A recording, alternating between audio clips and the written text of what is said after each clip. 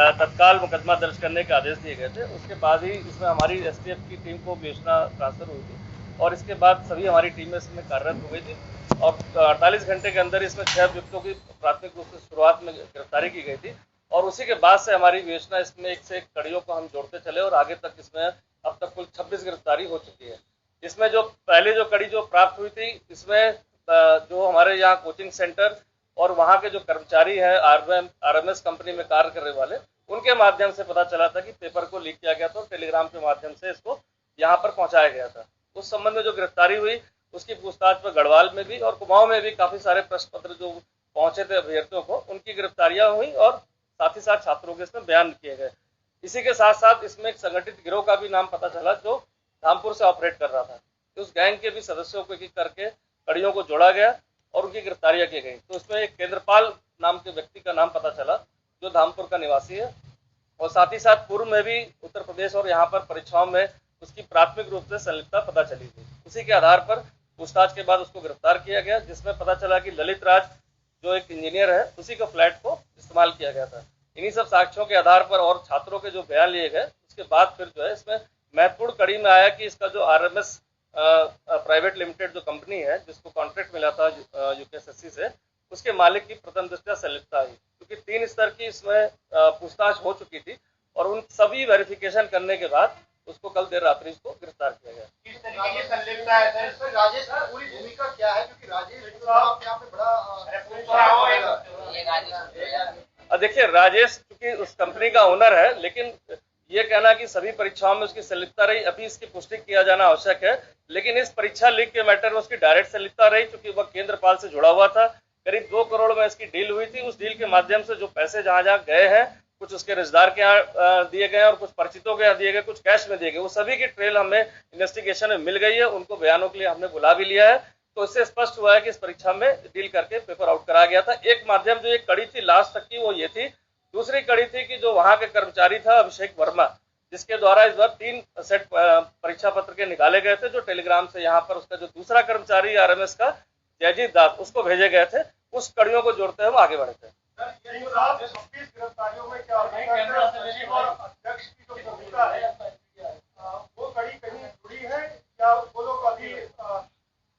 देखिए, मैं स्पष्ट करना चाहूंगा कि जो विवेचना का अभी तो हम एक एक कड़ियों को जोड़ते हुए आगे चल रहे हैं।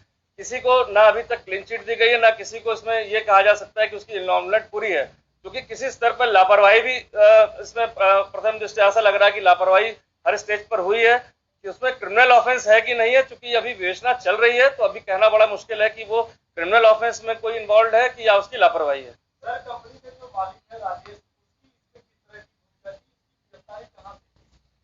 मैंने आपको स्पष्ट किया है कि उसको पूर्व में 2 बार और बुलाया गया था, चूंकि शक की सुई जा रही थी तो लगातार हम पूछताछ करके जानकारी कर रहे थे।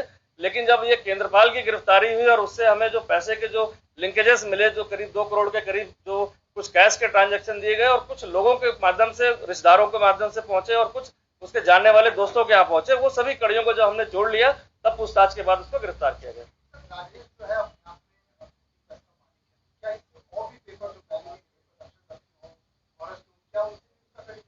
देखिए, संभावनाएं सभी तरह की हो सकती हैं, लेकिन जो परीक्षा का जो वहां पर अगर प्रिंटिंग, हर पेपर प्रिंटिंग प्रेस में वहां पर प्रिंट नहीं होता है। जैसे मैं सचिवालय रक्षक की बात करूं, उसकी प्रिंटिंग वहां पर नहीं हुई, वह यहीं पर उसकी प्रिंटिंग हुई थी आयोग के कार्यालय में। तो जो परीक्षार्थी जब ज्यादा होते हैं तभी वो आउटसोर्स करके बाहर प्रिंट किया जाता है। इस वाले केस में जो सचिवालय रक्षक का जो मामला है, जिसमें प्रदीप पाल को गिरफ्तार किया गया, जो वहां पर आरएमएस कंपनी का कर्मचारी था, लंबे समय से आयोग के कार्यों को देख रहा था, उसके माध्यम से हमें वो पूरे साक्ष्य भी मिल गया कि किस प्रकार से वहां पर लैपटॉप से जो है पेन ड्राइव के माध्यम से निकाला गया, चूंकि इलेक्ट्रॉनिक एविडेंस था।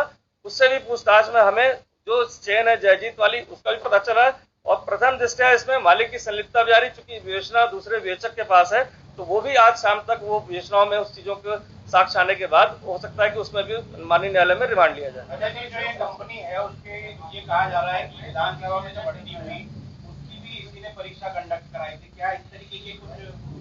देखिए, अभी तक इस तरह के कोई साक्ष्य हमारी विवेचना में नहीं आया कि इसके द्वारा कोई विधानसभा में कराया गया हो, क्योंकि इनके जो डायरेक्टर्स और भी जो काम करने वाले लोग हैं उनको तलब किया गया, उनसे समस्त दस्तावेज लिए जा रहे हैं। उस दस्तावेजों के परीक्षण के बाद ही इसमें कुछ कहा जाना उचित होगा। और एग्जाम कितनी संभव हो सकती है अभी, क्योंकि आप बता रहे हैं देखिए, इसमें जो शुरुआती कड़ी मैंने कहा 2 लाइन चल रही थी। एक कर्मचारी के माध्यम से जो इस साल हुआ अभी बीपीडीओ का पेपर लीक, साथ ही साथ जो परीक्षा ये जो सचिवालय वाला हुआ उसकी भी कड़ी हमने जोड़ दी इन्हीं से। और एक जो ओनरशिप से लेकर और जो धामपुर से सेंटर जुड़ा हुआ था जिसमें हमारे यहाँ के 10-12 गिरफ्तारियां इस चेन से हुई है, तो वो कड़ियों को जोड़ दिया गया क्योंकि मालिक के बाद और कंपनी के बाद उसके ऊपर कोई नहीं होता है। तो नेचुरल सी बात है, सोर्स तो यही था। लेकिन अभी भी हमारी पूरी संभावना है, जैसे हमारे प्राथमिक साक्ष्य आ रहे हैं कि इसमें अभी भी महत्वपूर्ण 2-3 लोग ऐसे रह गए हैं जो इन परीक्षाओं में कहीं ना कहीं सेंध लगाकर ऐसी हरकतों को अंजाम दे रहे थे। देखिए, वो पैरेलल पूछताछ की कार्रवाई चल रही है, क्योंकि मैंने कहा कि बहुत सारे दस्तावेजी चल रहे हैं, कलेक्शन साक्ष्यों का चल रहा है और वर्तमान में अभी नई नियुक्तियां हुई हैं। तो नई नियुक्तियों के आने के बाद, ज्वाइनिंग करने के बाद उनसे भी समस्त प्रक्रिया को और विस्तार से समझा जाएगा और पूर्व के जो अधिकारी कर्मचारी थे उनको भी एक बार पूछताछ करके सारी चीजों को विवेचना में लाया जाएगा।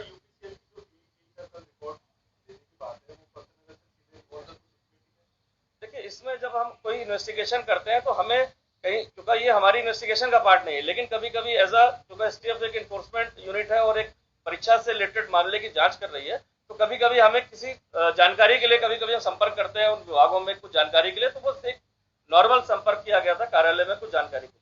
सर, आप कह रहे हैं कि आयोग में पेपर जो प्रिंट हुआ था, क्या उसकी वहाँ वीडियोग्राफी नहीं हुई?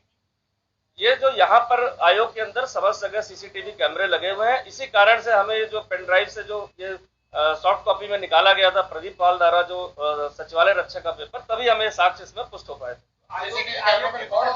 भूमिका हो सकती है? देखिए, मैंने कहा कि इस स्टेज पर ये कहना मुश्किल है कि किसकी आयोग में भूमिका है कि नहीं है या नेग्लिजेंस है। और ये मैं स्पष्ट करना चाहूंगा कि आने वाले 10 से 15 दिन के अंदर इस समस्त मैटर में अगर कोई कहीं से भी इन्वॉल्व है तो वो जरूर सामने आएगा। ये चीज सामने निकल के आई है कि सीसीटीवी फुटेज में कि वो पेन ड्राइव से ले रहा है सारी चीजें। देखिए, विवेचनात्मक पार्ट है, लेकिन इतना जरूर कहूंगा कि कैमरे लगे हुए थे और उससे हमें काफी महत्वपूर्ण साक्ष्य मिल चुके हैं।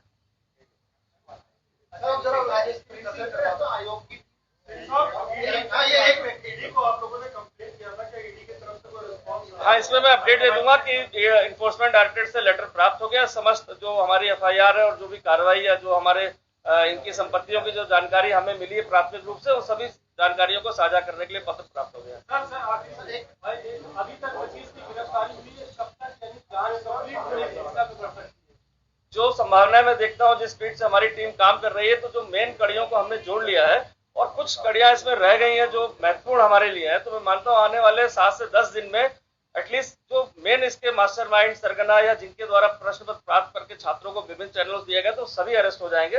हाँ, लेकिन विवेचना में अभी समाप्त करने में टाइम लगेगा, क्योंकि इसमें काफी सारे ऐसे छात्र हैं जिनके बयान लिए जाने, बहुत सारे ऐसे छात्र हैं जो अनुचित साधनों से पास हुए, तो उनको भी हमें कहीं ना कहीं इन्वेस्टिगेशन में अकाउंट फॉर करना है। ये जो रक्षक भर्ती वाला जो पेपर लीक हुआ, क्या ये आयोग के अंदर से? ये आयोग के अंदर से ही पेपर, मैंने जैसा बताया कि प्रदीप पाल एक एम्प्लॉय था जो आरएमएस कंपनी का बहुत सालों से यहाँ काम कर रहा था और मौका पाकर उसने अपने जो है वहां से पेपर को सॉफ्ट कॉपी में उसको लीक कराया। ये तो आयोग में बता रहे ना, आयोग जो कर्मचारी आउटसोर्स कंपनी है, वो आयोग में आ रहा है। हाँ, वो आयोग के अंदर से ही वहां से आउटसोर्स कंपनी द्वारा निकाला गया चोरी। तो अजय जी, इसमें जो ऐतराज हुए हैं जो भड़ोड़ी जी हैं, उससे जांच क्यों नहीं हो रही है? अगर अंदर से ही निकला है तो फिर वो जांच उनसे कुछ।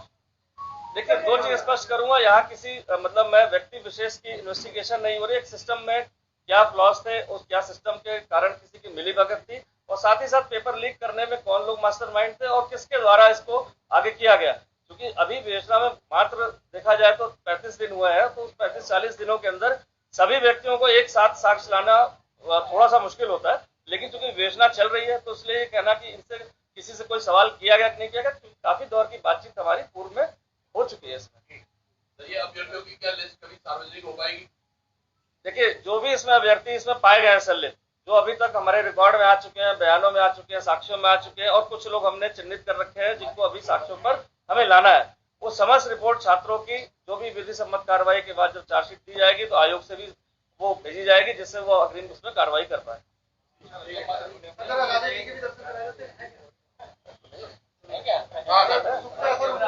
ऐसा ना, यहाँ तो नहीं है, वो बाहर जब निकलेंगे तो आप उसका वो कर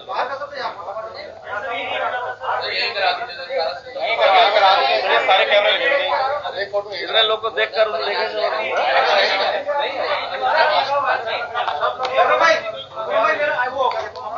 साहब को यहीं बुला कौन सा? वो मेडिकल के लिए गया हुआ है, तो आप इंतजार करना पड़ेगा, या तो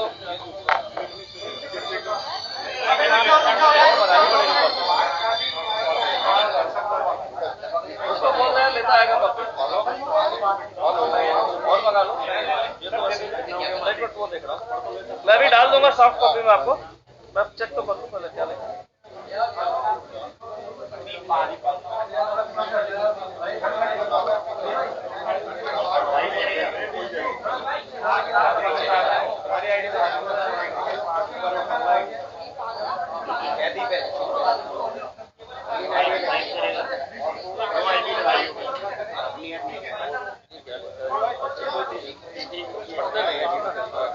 उसको सॉफ्ट कॉपी देना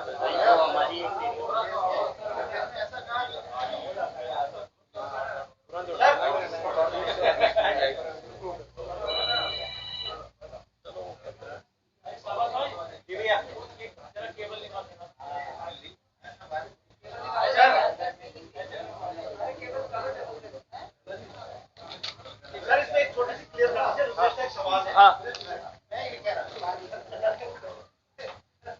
ये जो राजेश है, क्या इसने कहा कि पैसे तो गए, हाँ, उसके बाद जो है इसने कहा ये सचिवालय वाले ही पूछ रहे हैं आप?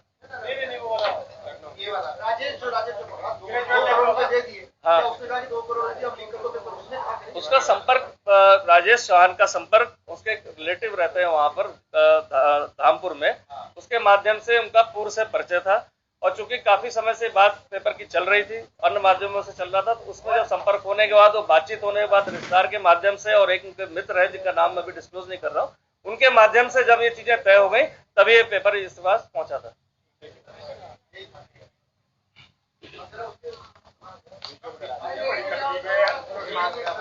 मैं इसकी सॉफ्ट कॉपी डाल दे रहा हूँ, है ना? अच्छा भाई डालो अगर वो आ जाएगा ये चेक कर देना पास, बाकी मैं सॉफ्ट कॉपी भी डाल दूंगा ना। क्या पूछ रहा? भाई यहाँ ले आओ। कौन है? कौन है? किसको ला रहा है? क्या कर रहा है? वो कहाँ है? मेडिकल चले गए?